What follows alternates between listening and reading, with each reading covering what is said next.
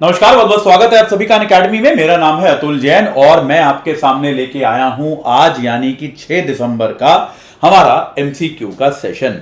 ठीक है जी। तो अब इसमें क्या होता है कि अब चलिए तो फिर अब एक बार जल्दी से शुरू करते हैं। आप लोग जानते ही हैं लगभग रोजाना, कभी कभार एक आध दिन छूट जाता है, पर लगभग रोजाना मैं क्या करता हूं आपके सामने जो है मैं एक एमसीक्यू का एक पूरा इकोसिस्टम लेके आता हूं। एमसीक्यू का एक छोटा सा एक सीरीज लेकर आता हूं। 5 6 7 क्वेश्चंस कुछ इसमें होते हैं जो हम 10 मिनट के अंदर कर लेते हैं और हम कोशिश ये करते हैं कि जो चीजें जो हैं उनको हम है ना, तो हम उसमें क्या करते हैं कि हम उसमें एक बार ये चीज स्थापित करने की कोशिश करते हैं कि हमारा जो है किसी भी तरीके से कोई खबर हमारी छूट ना जाए।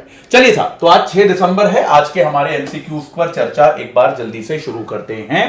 शुरू करने के पहले मैं आपको बता दूं, अगर आप अपनी यूपीएससी की तैयारी में अनअकैडमी का सहयोग लेना चाहते हैं, अनअकैडमी के माध्यम से पढ़ाई करना चाहते हैं, तो आपको लगाना है code Atul Jain.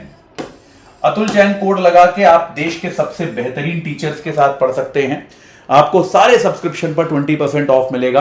Prelims, mains, interview सबकी कंप्लीट तैयारी आपकी यहीं पर हो जाएगी। आपको और कुछ नहीं लेना पड़ेगा और साथ के साथ आपको पूरा सीसैट और प्री और मेंस की टेस्ट सीरीज भी मिलेगी।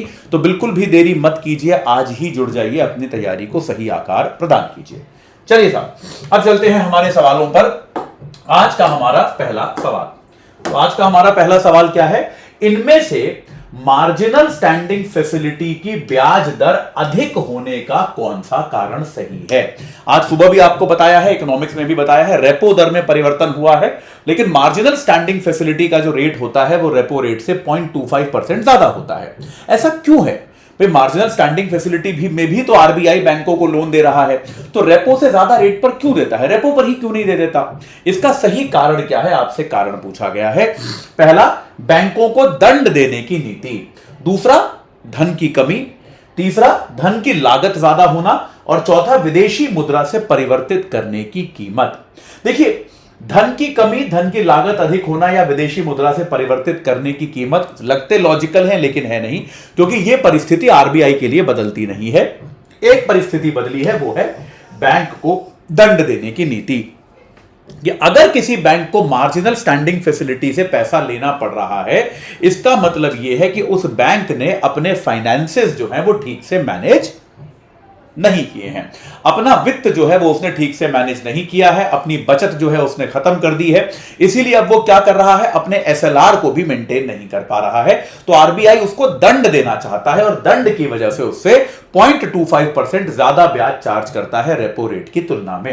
यह बात क्लियर हो गई कि नहीं हो गई? तो बैंकों को दंड देने की नीति जो है यह अपने आप में इसका कारण है। चलिए, इनमें से किस नेता की जयंती को जम्मू कश्मीर में छुट्टियों की सूची से हटाया गया है? श्यामा प्रसाद मुखर्जी, शेख अब्दुल्ला, मुफ्ती मोहम्मद सईद या जगमोहन? तो अभी विवाद हुआ है, कंट्रोवर्सी हुई है, क्योंकि आज से कुछ महीने पहले शेख अब्दुल्ला, जो कि भाई जम्मू कश्मीर के बड़े नेता थे, वहां के मुख्यमंत्री रहे कई बार, फारूक अब्दुल्ला साहब के पिता हैं, उमर अब्दुल्ला साहब के दादा हैं, नेशनल कॉन्फ्रेंस के फाउंडर हैं, उनकी जयंती को वहां पर छुट्टी में शामिल किया गया था। लेकिन वहां के उपराज्यपाल ने जो है कश्मीर के, जम्मू कश्मीर के उपराज्यपाल मनोज सिन्हा ने शेख अब्दुल्ला की जयंती को वहां पर छुट्टियों की सूची से हटा दिया। यह न्यूज में अभी इसलिए आया आज क्योंकि शेख अब्दुल्ला साहब की जयंती कल थी और जगमोहन साहब ने उस पर, जगमोहन कह रहा हूं, माफ कीजिएगा, मनोज सिन्हा साहब जो अभी वहां के उपराज्यपाल हैं, उन्होंने उस पर कोई वक्तव्य भी जारी नहीं किया, कोई ट्वीट भी नहीं किया। जो एक सामान्य शिष्टाचार होता है कि भाई जिस राज्य में आप अगर हैं, उस राज्य का कोई पुराना मुख्यमंत्री वगैरह की अगर कोई जयंती होती है तो आप एक ट्वीट करते हैं या फिर आप एक उसको जो है याद करते हैं। ऐसा कुछ भी उन्होंने नहीं किया। इस कारण से एक बार दोबारा ये चर्चा में आया। तो शेख अब्दुल्ला साहब की जयंती को वहां पर छुट्टियों की सूची से हटा दिया गया। चलिए आगे चलते हैं। इनमें से किस नेता का नाम हाल ही में लंदन स्थित वर्ल्ड बुक ऑफ रिकॉर्ड्स में शामिल किया गया? तो भाई वर्ल्ड बुक ऑफ रिकॉर्ड्स नाम की एक रिकॉर्ड बुक है, उनमें से भारत के एक नेता का नाम शामिल किया गया। नरेंद्र मोदी, नितिन गडकरी, सिद्धरमैया या फिर नीतीश कुमार? सही जवाब है बिहार के मुख्यमंत्री नीतीश कुमार। मुख्यमंत्री पद की रिकॉर्ड 10वीं बार शपथ लेने के लिए उनका नाम जो है एक वर्ल्ड बुक ऑफ रिकॉर्ड जो कि लंदन में आधारित है, उसमें उनका नाम सम्मिलित किया गया। नीतीश कुमार साहब ने बिहार के मुख्यमंत्री पद की शपथ रिकॉर्ड 10वीं बार कुछ दिनों पहले ली। Lakshmi versus Union of India, ये मामला किस मुद्दे से जुड़ा हुआ है? हाल ही में बड़ा चर्चा में रहा यह मामला, क्योंकि सुप्रीम कोर्ट ने कुछ टिप्पणियां की हैं। तो यह मामला किस चीज से जुड़ा हुआ है? महिलाओं की तस्करी, एसिड अटैक, तलाक के बाद मेंटेनेंस या बच्चे पैदा न करने का अधिकार। इसका सही जवाब है एसिड अटैक। तो सुप्रीम कोर्ट ने हाल ही में इसकी सुनवाई शुरू करी है कि भाई उनका जो आदेश था, जिसके तहत उन्होंने कहा था कि एसिड अटैक विक्टिम्स को 3 लाख रुपए का मुआवजा मिलना चाहिए, उनका इलाज फ्री में होना चाहिए, उसका पालन नहीं किया जा रहा है। सुप्रीम कोर्ट के पास ऐसी शिकायत आई कि उसका कोई पालन नहीं किया जा रहा है। तो सुप्रीम कोर्ट ने एक बार इसका पूरा रिव्यू करने का फैसला किया है कि भाई हमारे आदेश का पालन क्यों नहीं हो रहा है। तो इस कारण से यह मामला जो है चर्चा में आया दोबारा से एक बार। Lakshmi versus Union of India, यह वो मामला था जिसमें सुप्रीम कोर्ट ने ये सारे आदेश दिए थे। ठीक है, 15 वर्ष की थी ये बच्ची जिस पर एक एसिड अटैक किया गया था, बहुत ही दर्दनाक मामला था, और उसके बाद सुप्रीम कोर्ट ने इस तरह के आदेश दिए थे। चलिए, इनमें से कौन से कथन सत्य हैं? ओएमओ यानी कि ओपन मार्केट ऑपरेशंस में आरबीआई सरकारी प्रतिभूतियों को खरीद सकता है, बेच नहीं सकता। क्या यह होता है ओपन मार्केट ऑपरेशंस? नहीं। ओपन मार्केट ऑपरेशंस मतलब खरीदना बेचना दोनों अलाउड है।